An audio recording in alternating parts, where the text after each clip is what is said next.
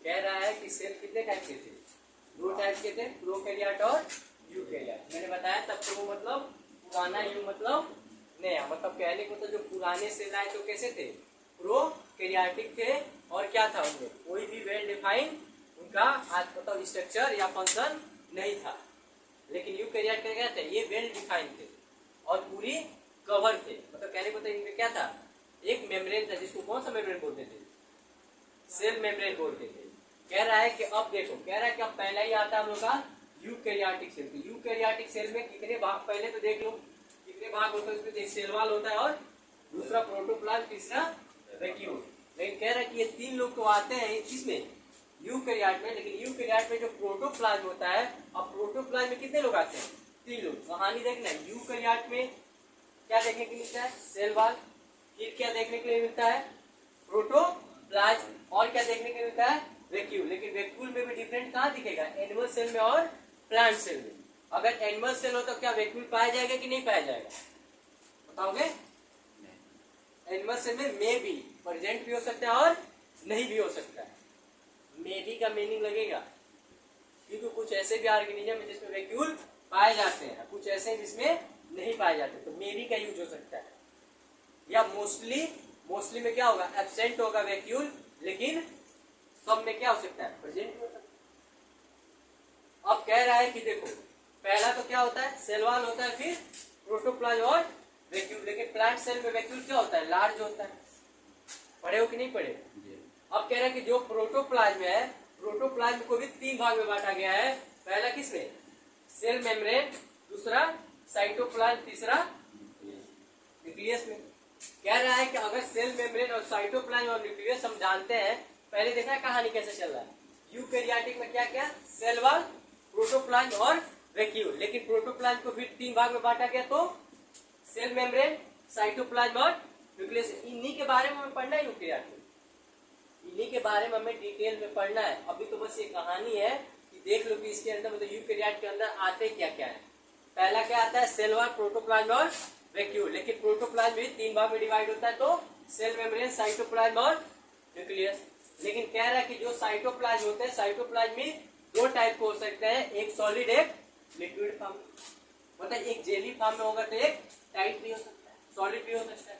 तो कह रहा है कि जो लिक्विड होगा उसको क्या बोलेंगे, लिक्विड हाइड्रोप्लाज्म, और जो सॉलिड होगा उसको क्या बोलेंगे, सॉलिड ट्रोपोप्लाज्म। अब कह रहा है कि जो लिक्विड होता है, लिक्विड को छोड़ो, फिर अब कहाँ जाना है, सॉलिड में। कह रहा है कि सॉलिड भी दो टाइप का होता है, एक लिविंग होता है, एक नॉन लिविंग वाला होता है। तो कह रहा है कि एक लिविंग सेल ऑर्गेनेल को रिप्रेजेंट करता है, तो दूसरा नॉन लिविंग यूटोप्लाज्म का। मतलब कहने का मतलब यहाँ पे जो लिविंग सेल ऑर्गेनेल होंगे, जो काम कर रहे होंगे, जिसे लिविंग में काउंट करते हैं, उनको शो करेगा, और जो नॉन लिविंग वाले होंगे यहाँ शो करेगा। अब कह रहा है कि पहले नॉन लिविंग का देख लो। नॉन लिविंग में कह रहा है कि क्या, कार्बोग्रेन्यूल, मतलब कार्बन के बने हुए कंपाउंड। जाहिर सी बात है, इनऑर्गेनिक सब्सटेंस या ऑर्गेनिक सब्सटेंस क्या होंगे, डेड ही तो होंगे, उनमें कौन सा लिविंग और मिल जाएगा। अरे एक चाक है, चाक का क्या होता है फार्मूला, पढ़े हो ना केमिस्ट्री, बता दो। कैल्शियम कार्बोनेट, क्या ये लिविंग है? तो वही कहानी तो है। कह रहा है कार्बोग्रेन्यूल या N2 या लेटिक्स या गम, ये सारी चीजें क्या है, नॉन लिविंग को रिप्रेजेंट कर रहे हैं। ये लिविंग नहीं होते हैं, तो किसमें आते हैं, तो नॉन लिविंग यूटोप्लाज्म में आते हैं। तो कह रहा है कि अच्छा ठीक है, जब वो नॉन लिविंग आते हैं तो लिविंग में कौन आएंगे, तो लिविंग में क्या लिखा है, लिविंग में सेल ऑर्गेनेल आएंगे। ऑर्गेनेल में और यूटोप्लाज्म में डिफरेंट है। यूटोप्लाज्म में देखो हम उन चीजों को ले रहे हैं जो किसी न किसी इनऑर्गेनिक या ऑर्गेनिक सब्सटेंस से बन रहे हैं, जिनका देख लो। अब N2 क्या है, इनऑर्गेनिक, लेटेक्स भी आपने देखा ही है और गम भी आपने देखा ही है, ये सब क्या है, नॉन लिविंग वाले हैं। अब कह रहे हैं लिविंग में देख लेते हैं। लिविंग में कह रहे हैं, लिविंग को भी हमने तीन भाग में बांटा गया है। पहले को हमने क्या बोला, नॉन मेम्ब्रेनस, मतलब ऑर्गेनेल जो सेल के अंदर पाए जाते हैं ऑर्गेनेल, उनको हमने तीन भाग में बांटा है। किस बिहाफ पे, तो सेल मेम्ब्रेन के बिहाफ पे। याद देख लीजिए, मतलब दिमाग में रखिएगा, जो हम ऑर्गेनेल को डिवाइड किए हैं सेल के अंदर, हम किस बिहाफ पे किए, मतलब किस बेस पे किए, क्या आधार लेके किए। तो आधार क्या है उसका, सेल मेम्ब्रेन। तो कह रहा है कि जिसपे सेल मेम्ब्रेन, एक होगा जिसपे सेल मेम्ब्रेन नहीं प्रेजेंट होंगे, एक होगा जिसमें केवल सिंगल लेयर मेम्ब्रेन प्रेजेंट होगा, और एक होगा जिसमें डुअल लेयर क्या मेम्ब्रेन प्रेजेंट होगा। तो कह रहा है कि जिसमें मेम्ब्रेन नहीं प्रेजेंट होता है, तो हमने बताया था कल राइबोसोम के बारे में, नॉन मेम्ब्रेनस बाउंडेड, बताया था कि नहीं। तो कह रहा है कि नॉन मेम्ब्रेन, ये देख लीजिएगा नीट में क्वेश्चन यही से बना है, किसमें डबल लेयर पाए जाते हैं, किसमें सिंगल लेयर पाया जाता है, किसमें कोई भी लेयर नहीं पाया जाता है, मतलब कोई भी मेम्ब्रेन नहीं पाया जाता है। याद रखिएगा नीट का यहाँ से आपको 3 से 4 क्वेश्चन दिखेगा, तो इसको हल्के में मत लीजिएगा। कहाँ पे मेम्ब्रेन नहीं प्रेजेंट होते हैं, तो कहाँ पे मेम्ब्रेन नहीं प्रेजेंट होते हैं, राइबोसोम, सेंट्रियोल और सेंट्रोसोम। मतलब सेंट्रियोल का दूसरा नाम क्या होता है, सेंट्रोसोम होता है। तो याद रखिएगा राइबोसोम, सेंट्रियोल और न्यूक्लियोलस, ये 3 जगह कोई भी मेम्ब्रेन प्रेजेंट नहीं होता है। लेकिन कह रहे हैं कि जो सिंगल लेयर वाले होते हैं वो कौन कौन होते हैं, तो सिंगल में कौन कौन आएगा, गोल्गी बॉडी, ईआर और लाइजोसोम। तो ईआर में कौन आएगा, एसईआर और आरईआर, मतलब रफ एंडोप्लाज्मिक रेटिकुलम और स्मूथ, याद रहेगा। तो याद रखिएगा यहाँ पे एक भी मेम्ब्रेन प्रेजेंट नहीं होता। तो कहाँ पे एक भी मेम्ब्रेन प्रेजेंट नहीं है, इसपे नहीं है, तो राइबोसोम, सेंट्रियोल और न्यूक्लियोलस। ये न्यूक्लियस नहीं है, न्यूक्लियोलस, याद रखिएगा दोनों में डिफरेंट है। न्यूक्लियस से तो मेम्ब्रेन प्रेजेंट है, अभी देख लेना है पाएगा। तो कह रहा है कि जिसमें मेम्ब्रेन नहीं प्रेजेंट है उसमें कौन कौन, राइबोसोम, सेंट्रियोल और न्यूक्लियोलस। अब कह रहा है कि जिसमें एक केवल लेयर प्रेजेंट है, मतलब एक मेम्ब्रेन, सिंगल मेम्ब्रेन प्रेजेंट है, उसमें कौन कौन आएंगे, गोल्गी बॉडी, ईआर और राइबोसोम। ईआर के 2 पार्ट होते हैं, एसईआर और आरईआर। अब कह रहा है कि जिसमें डबल लेयर प्रेजेंट होते हैं, डबल लेयर में कौन कौन आएगा, न्यूक्लियस आ गया, माइक्रोकांडिया और प्लास्टिड। ये याद रखिएगा डबल लेयर किसमें प्रेजेंट है, 2 मेम्ब्रेन का बाउंडेड कौन है, न्यूक्लियस है, माइक्रोकांडिया और प्लास्टिड है। सिंगल लेयर का कौन कौन है, गोल्गी बॉडी, ईआर और राइबोसोम। जिस पे प्रेजेंट ही नहीं है मेम्ब्रेन कोई भी, वो राइबोसोम, सेंट्रियोल और न्यूक्लियोलस। अब यहाँ पे आता है एक खेल आता है आपका प्लास्टिड का। प्लास्टिड को हमने 3 भाग में डिवाइड किया है। पहला क्या है, प्लास्टिड को भी हमने 3 भाग में डिवाइड किया है। पहला है आपका क्लोरोप्लास्ट, ल्यूकोप्लास्ट और क्रोमोप्लास्ट। अरे क्लोरोप्लास्ट को भी 3 भाग में डिवाइड किए हैं, कौन कौन से, क्लोरोप्लास्ट, क्रोमोप्लास्ट और ल्यूकोप्लास्ट। तो क्रोमो मतलब क्या होता है, कलर, वो कलर का कहीं ना कहीं दर्शाता होगा कि कौन किस कलर में आ रहे हैं, इसका क्या कलर है। दूसरे में कह रहा है कि ल्यूको, ल्यूको में क्या क्या आएंगे आपके, जितने भी प्रोटीन होंगे, ल्यूको में प्रोटीन ही तो आएगा, लिपिड, प्रोटीन, फैट, ये सब आ जाएंगे। ल्यूकोप्लास्ट को 3 पार्ट में डिवाइड किया गया है, माइलोप्लास्ट, एलियोप्लास्ट और क्लोरोप्लास्ट। ये माइलोप्लास्ट है, इसमें कार्बोहाइड्रेट आ जाएगा, एलियोप्लास्ट में फैट सॉल्युबल ऑर्गेनिक मैटर आएगा और क्लोरोप्लास्ट में प्रोटीन आएगा। सही है। तो क्रोमो, अच्छा क्लोरो में क्या होगा, कलर का, कलर पिगमेंट जैसे जेंटोफिल हाँ, और कैरोटीनॉइड। क्रोमो में, क्रोमो में फैट सॉल्युबल ऑर्गेनिक मैटर आएगा। देखो क्या बोल रहा है, क्लोरो मतलब कलर होता है, जानते हैं ना, ClO, क्लोरो मतलब कलर। अगर क्लोरोप्लास्ट की बात करेंगे तो उसमें क्या क्या आएगा, केवल कलर को रिप्रेजेंट करेगा, तो मतलब वो जो सेल है हरा है कि नीला है कि लाल है कि पीला है, वो कलर को बताएगा। अब क्रोमो, क्रोमो में आता है फैट सॉल्युबल, जैसे लिपिड, फैट, ये सब चीजें कहाँ आएंगी, क्रोमो में जाएंगी।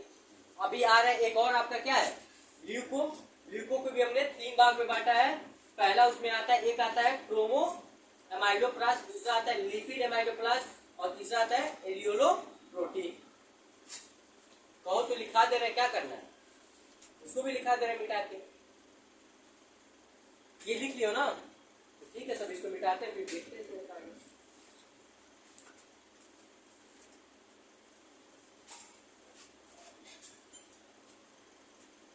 अब देखो प्लास्टिक को कितने भाग में बांटा गया है, 3 भाग में।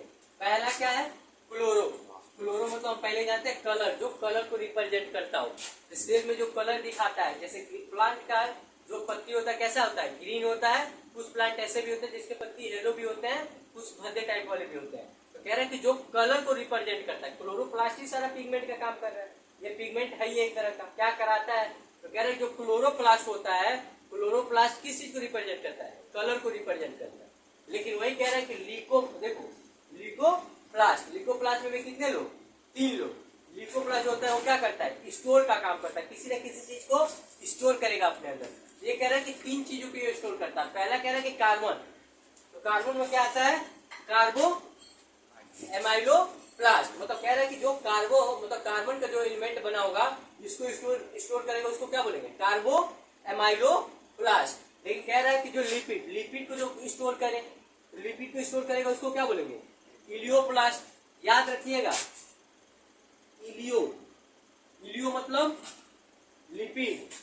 और कह रहा है कि अब देखना है वहां पे ई से स्टार्ट है, यहाँ पे ए से स्टार्ट है, तो ये क्या है, एलियोरो का मतलब प्रोटीन। तो याद रखिएगा जो ल्यूकोप्लास्ट होता है उसको 3 भाग में डिवाइड किया गया है। ल्यूकोप्लास्ट जो होता है क्या करता है, स्टोर का काम करता है, किसी चीज को स्टोर करके रखेगा। तो कह रहा है कि इसमें पहला क्या होगा, कार्बो अमाइलोप्लास्ट, दूसरा क्या होगा जो लिपिड को स्टोर करेगा वो इलियोप्लास्ट, और जो प्रोटीन को स्टोर करेगा वो एलियोरोप्लास्ट। याद रखिएगा, नीट में पूछा गया है ये। उसके बाद से आता है आपका क्रोमो में क्या होता है, तो ओनली और ओनली फैट का ये क्या करता है, डाइजेशन करता है। कोई दिक्कत यहां तक एक भी कोई दिक्कत हो तो बोलना,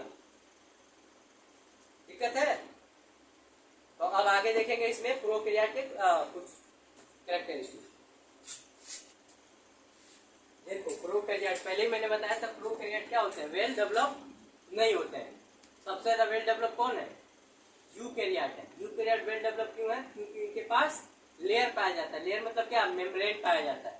ये मेम्ब्रेन बाउंडेड ऑर्गेनेल पाया जाता है, लेकिन इसमें नहीं पाया जाता। किसमें, प्रोकैरियोट में। देख लो पहले क्या लिख रहा है, दे हैव नो मेम्ब्रेन, मतलब कह रहा है कि कोई भी मेम्ब्रेन नहीं होता है। बाउंडेड ऑफ द न्यूक्लियस, मतलब कह रहे हैं कि जो प्रोकैरियोट के सेल होते हैं, ऑर्गेनिज्म होते हैं, उनके अंदर उनका जो न्यूक्लियस होता है, न्यूक्लियस पे कोई भी मेम्ब्रेन बाउंडेड नहीं होता है, मतलब प्रेजेंट नहीं होता है। कह रहा है एंड ऑर्गेनेल, मतलब कह रहे हैं और उसके अंदर जो ऑर्गेनेल होते हैं उसमें भी कोई भी मेम्ब्रेन बाउंडेड नहीं होता। सिंपल सी कहानी बोला जाए तो जो प्रोकैरियोट होता है, मैंने बोला था ना कि एक कवर बना लो इसे गोला सा, और उसी में उठा के क्या करो, प्रो को उठा के डालोगे तो क्या बन जाएगा, यू बन जाएगा। मतलब यू और प्रो में यही डिफरेंट है कि जो यू होता है, यू के पास क्या होता है, प्रोटेक्ट करने के लिए उनके पास मेम्ब्रेन होता है, लेकिन हमारे प्रो के पास नहीं होते हैं। डिफरेंट इतना ही का है। तो कह रहे हैं कि जो प्रो होता है, मतलब प्रोकैरियोटिक हमारे सेल होता है, उसमें क्या होता है, नॉन मेम्ब्रेनल होता है, मतलब कोई भी इसमें मेम्ब्रेन प्रेजेंट नहीं होता, मतलब कोई भी कवर इसमें प्रेजेंट नहीं होता है। कहाँ न्यूक्लियस में और उसके ऑर्गेनेल में। ऑर्गेनेल में पहले भी बोला था कि ऑर्गेनेल हम उसको बोलेंगे जो सेल के अंदर जितने भी ऑर्गन पाए जाते हैं। तो सेल के अंदर देखो, सेल के अंदर ऑर्गन कौन कौन पाए जाएंगे, तो सेल इनवलप।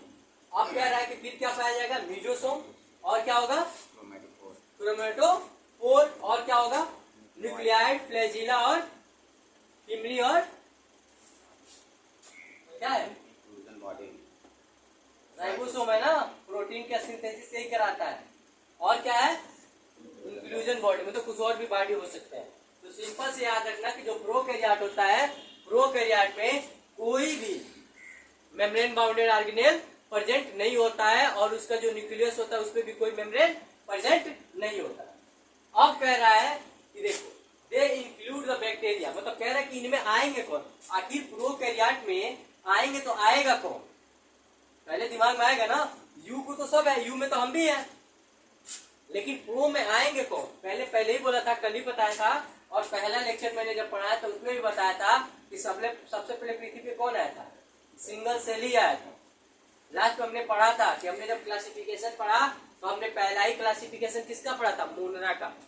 अब मोनरा किसका ग्रुप है, बैक्टीरिया का ग्रुप है। तो यहाँ पे क्या बोल रहा है, इंक्लूड बैक्टीरिया, मतलब प्रोकैरियोट में कौन आएंगे, बैक्टीरिया आएंगे।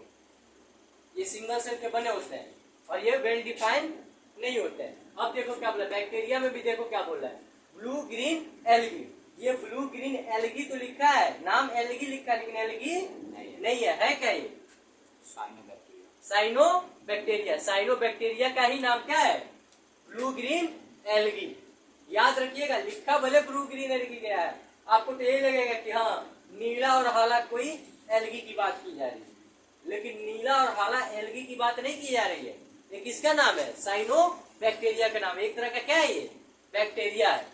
अब कह रहा है देखो माइकोप्लाज्मा, मैंने कल ही बताया था माइकोप्लाज्मा विदाउट ऑक्सीजन सर्वाइव, सबसे छोटा। और मैंने क्या बताया था? पीपीएलओ। पीपीएलओ का फुल फॉर्म देख लो, क्या है? Pleuro pneumonia like organism. याद रखिएगा पीपीएलओ का फुल फॉर्म होता है प्लूरो निमोनिया लाइक ऑर्गेनिज्म। तो कह रहा है कि प्रोकैरियोटिक में कौन कौन इन्वॉल्व होंगे? तो बैक्टीरिया इंक्लूड किए जाएंगे, उसमें भी कौन? ब्लू ग्रीन एलगी, माइकोप्लाज्मा और पीपीएलओ। अब देखो क्या बोला, कह रहा है कि they are the generally small. सही, जाहिर सी बात है, जब सिंगल सेल के रहेंगे तो स्मॉल ही तो होंगे। कितना बड़ा हो जाएगा? ऑस्ट्रिच एक अगर बढ़ सकता है तो कितना हो जाएगा? 2 से 2.5 kg।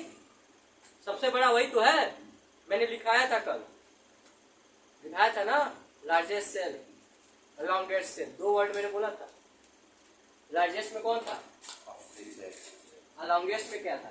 Nerve cell. याद रखिएगा, लंबाई में नर्व सेल, अगर उसकी लंबाई और चौड़ाई दोनों बड़ा हो तो लार्जेस्ट सेल, ऑस्ट्रिच एग। तो यही कह रहा है कि ऑस्ट्रिच एग कितना हो सकता है? 2 kg 2.5 kg, यही तो होगा। तो हाईएस्ट उतना ही हो सकता है, उससे बड़ा तो नहीं हो सकता है। लेकिन वहीं पे यूकैरियोट को ले लो, सीधा दिख रहे हैं हम लोग क्या एक के अंडे के बराबर है?